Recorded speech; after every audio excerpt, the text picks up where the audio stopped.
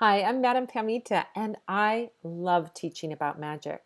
If you have a question about spells, the law of attraction, spirituality, witchcraft, Slavic folk magic, spirits, divination, you can join me on Sundays at the Live Magic Q&A where we record an episode of my podcast, Magic and the Law of Attraction, and then I answer your questions on anything mystical or magical live over Zoom.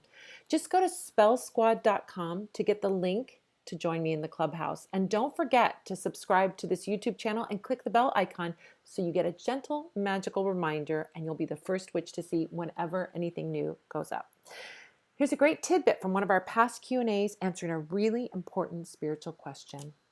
Julie wants to know, do you have any simple spells for a happy marriage? My daughter just got engaged yesterday. Oh, it's so sweet. Oh my gosh. Well, I like to do candle spells. You know, I'm a candle spell gal.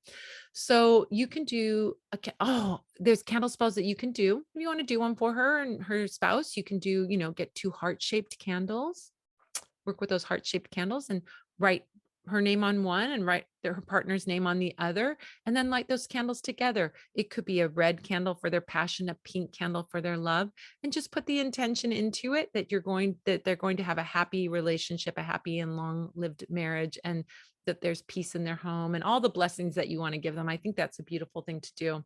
If you wanted to, you could put faithful marriage oil on those candles or bountiful blessings oil. Those could be so beautiful, for really blessing the marriage and keeping that marriage strong and solid. That could be really wonderful to do. Another thing you could do is when you're toasting, she just got engaged. So you're going to do a toast. Your toast that you're going to do when they get married is for their spell, like your spell, right? What are you wishing for them?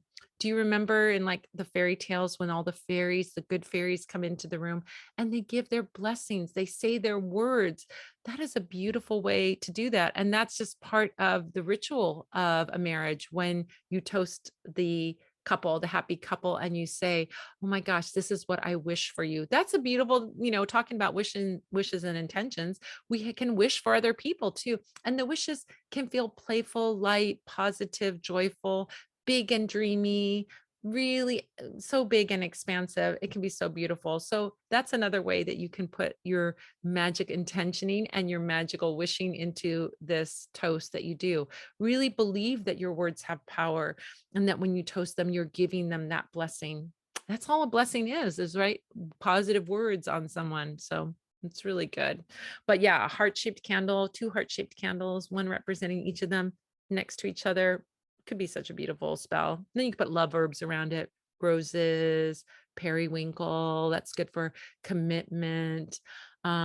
Rosemary. Oh, so many good herbs for love. You can put those around and it will just be so beautiful. So that's what I would do.